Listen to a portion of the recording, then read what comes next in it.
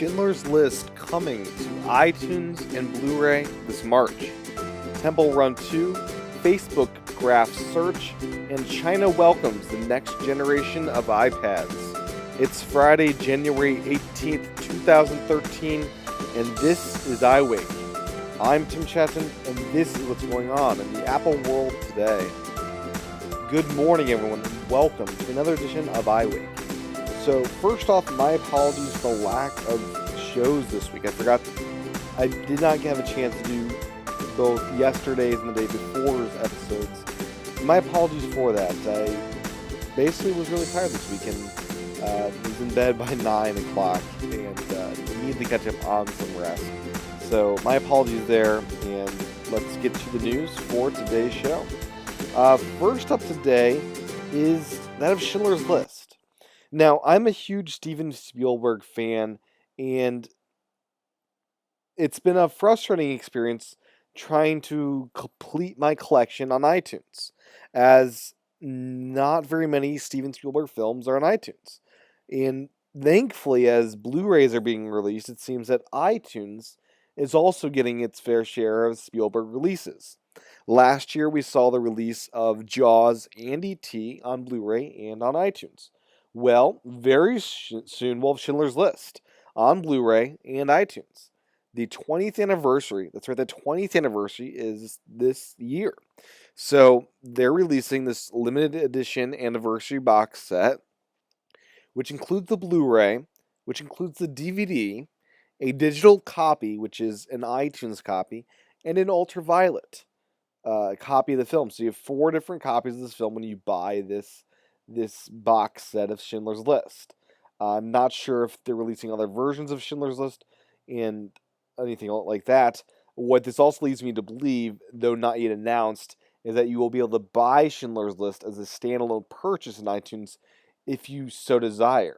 I may be getting the Blu-ray of this film, actually, as that is something I'm looking towards investing in Blu-ray for a couple of the key films, such as Prometheus and the Alien Quadrilogy and Schindler's List, in my top 20, so to speak.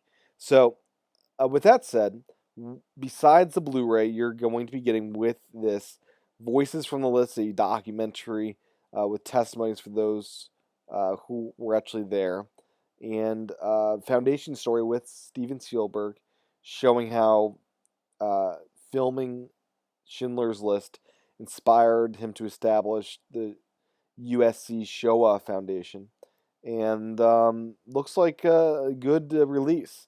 And it's coming out on March 3rd, or March 5th. My apologies.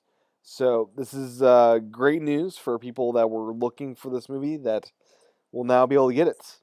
And just something to note is that Schindler's List seems to always be a limited edition release.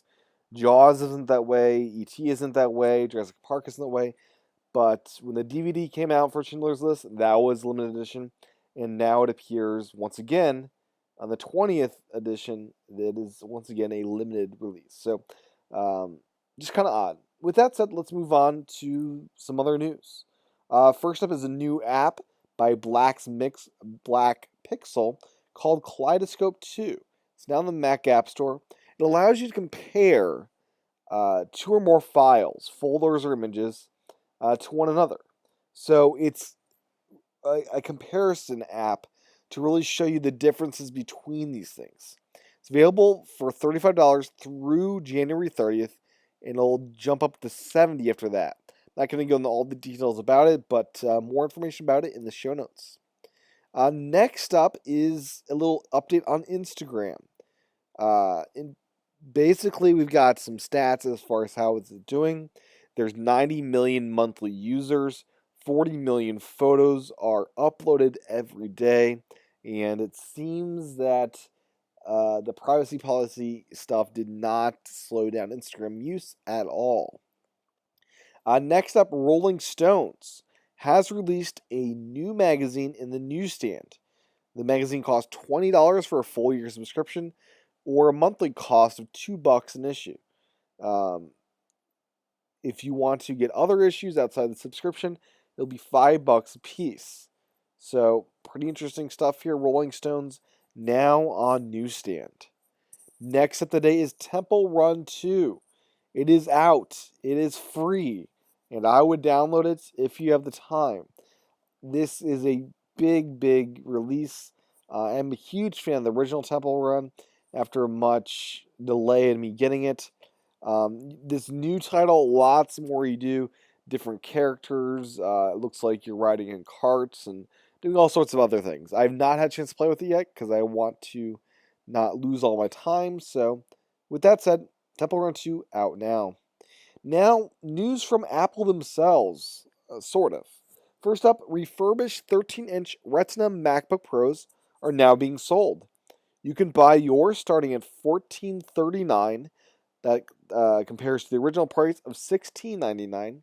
This is for the 128 gigabyte SSD storage, one Core i5 processor version of the Mac. So very good news there for those that want this Retina Mac. In other Apple-related news is Mountain Lion 10.8.3. Another beta is available. That's right. It seems this release is never going to come out, as this has been in beta for months and months. Build 12D50 was released on January 8th with no known issues. This is build 12D54. So hopefully this is the last and we'll have a real final version rather soon. Next up, the iRig HD. This is a new device coming out, and it's by IK Multimedia. It allows you to plug in high-quality digital guitar-based instruments to your iDevice. They've announced that the 30-pin one is coming out rather soon, but the Lightning version will be a little bit longer. More details about this in the show notes. So it's good to see they announced Lightning is coming, but sad to see it's not going to be at the same time the 30-pin version comes out. Next up is Leap Motion. And just a quick update with this, they are getting into retail stores. Best Buy will be selling these. These allow you to control, I believe, Macs and other computers with motion. So no word yet on when this will be at the Best Buy. It says pre-order starting in February. It's not clear to me if that means that if pre-orders for Best Buy are then as well. Next up today, Amazon. Amazon has updated their MP3 store for mobile Safari to make it more pleasant. So here's Amazon's announcement. Since the launch of the Amazon Cloud Player app for iPhone and iPod Touch, which is a web-based app, I might remind you, a top request from customers has been the ability to buy music from Amazon right from their devices. For the first time ever, iOS users have a way to do that. Now they can access Amazon's huge catalog of music features like personalized recommendations, deals like albums for $5, songs for 69 cents. They can buy their music once and use it everywhere. Features of the Amazon MP3 store on the mobile web include the HTML5 built, which means you can it's faster on your device. The great selection of songs, the deals, and all the other things that come along with it. So it's out now. If you go shopping on Amazon's web MP3 store from your iPhone, it'll now be a more pleasant experience. So good news there, and competition's good. So good to see. Next up is AT&T. And evidently, they are now fully rolling out FaceTime to all supported devices on all tier data plans. So if you have an iPhone 4S or later, an iPad 3rd gen or later, and an iPad mini 1st gen or later, your device will be allowed to FaceTime over their cell connection. So good news there, FaceTime or AT&T on not trying to be idiots. So with that said, let's move on to Facebook. Lots going on in the Facebook world this week. First up is their Facebook Graph search. This is a search that uses Facebook information. It's kind of like Search 2.0 for Facebook. So you're able to search for friends who like Star Wars and Harry Potter, or friends who are out of town and recently bought expensive stuff. You can kind of do some weird things with this if you really wanted to. Friends that um, friends that know my ex, that were at the same party as my ex, or you can do some weird searches with this Facebook graph. Uh, what's interesting is they didn't design this for mobile quite yet. That seems odd, as they were able to get that Facebook Poke app out right away. Some really cool uses are, friends that like restaurants near where I'm at, if you're visiting their area, things like that. They're also partnering with Bing to have searches outside of Facebook itself. This graph search will not take data that's not already public. It may just highlight more of what is public to you. So, kind of interesting news there with Facebook and search. They really want to keep people in their Facebook website, and they really, it seems like an all-out attack on Google at this point, especially with that partnership with Bing. Next up today is the first all-digital library in the United States. May end up looking like an Apple store. In Bexar County, Texas, they're developing this digital library, and it'll cost around $250,000 to get it off the ground, with a catalog of around 10,000 titles. And this looks really cool, and the mock-up looks like an Apple store, so kind of interesting there, and pretty nifty. Last up today is that of China. They are today, Friday, getting the cellular versions, Wi-Fi plus cellular versions of iPad 4 and the iPad mini. So if you live in China, if you're wanting a Wi-Fi plus cellular version of the new iPads, you now have access to those. Go out and buy them.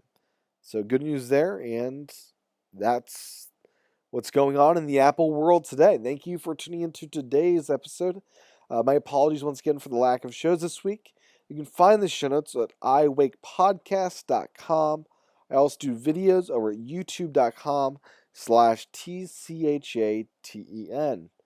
I also do this thing called iWake Again, which comes out over the weekend. I'm having a chat with Alex Barker tonight about movies, Academy Awards, and it'll be more of that focus this week rather than Apple per se. But that is going on tonight, and I'll be releasing that this weekend. So thank you for tuning in to today's show. I'll talk to everyone again on Monday, and again, subscribers, this weekend. Have a good one.